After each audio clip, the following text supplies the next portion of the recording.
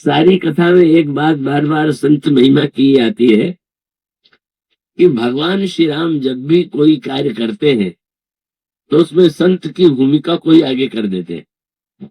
किसी ने प्रभु श्री रामभद्र से पूछा, ताड़का का आपने वध किया और अहिल्या का उद्धार किया, क्या ये आपका पक्षपात नहीं? क्या ये आपकी भेद बुद्धि नहीं?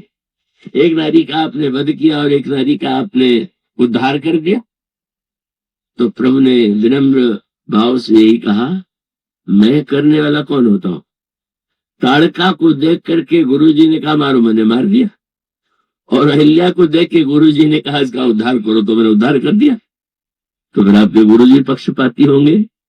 बोले नहीं नहीं, सत्य तो यह है कि कितनी दिव्य करुणा है।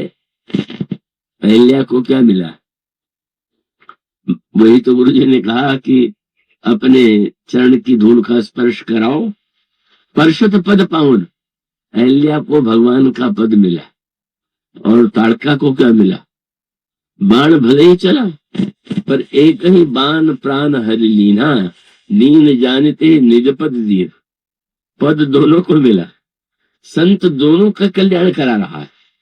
जैसे रोगी के कोई रोगी वैद्य किसी को कड़वी दवा दे दे वैद्य, और किसी को मीठी दवा दे दे, तो उसका उद्देश्य एक रोगी का पक्षपात नहीं। जिसको स्वस्थ करने के लिए मीठी दवा से कार्य चल सकता है उसको मीठी दवा दे दे, और जिसको कड़वी दवा बिना लाभ नहीं हुआ कड़वी दवा। तो प्रभु का संकेत तो मानो यह था, और यही ईश्वर और जीव के बीच में जो संत की भूमिका है को समझ आती। माने भगवान श्री राम तो जहां भी दिखाई दे रहे हैं पूरे प्रसंग में सर्वत्र संकेत यही। अहिल्या को का उद्धार भी जो है वो प्रभु के श्री चरण के स्पर्श हुआ, और उसके बाद धनुष के प्रसंग में भी भगवान श्री राम बिल्कुल प्रशांत भाव से बैठे हुए। लेकिन उठे कब? उठते तब है जब संत ने सारा एक वाक्य शब्दावली को बदल दिया। जनक जी कहते थे कि यह धनुष वह है कि रावण बाण छुआ नहीं चापा, हारे सकल भूप कर दापा, और जो धनुष उसको तोड़ देगा वह द्वितीय यश और कीर्ति का भागी बनेगा। नहीं उठे। पर संत ने जब कहा उठो राम, भंजऊ भव चापू, राम उठो भव धनुष तोड़ो। क्या कीर्ति पाने के लिए? क्या जानकी जी को पाने के लिए? नहीं नहीं, मेटहु तात जनक परिताप। जनक का परिताप, कितने निराश हो रहे हैं। इतना बड़ा ज्ञानी, इतना बड़ा विवेकी इस समय कितना विह्वल हो रहा है धनुष न टूटने से। जनकपुर वासियों के हृदय में कितनी पीड़ा है। इनका निराकरण करने के लिए तो उठो। और तो आप देखते हैं अंतर उद्देश्य का है।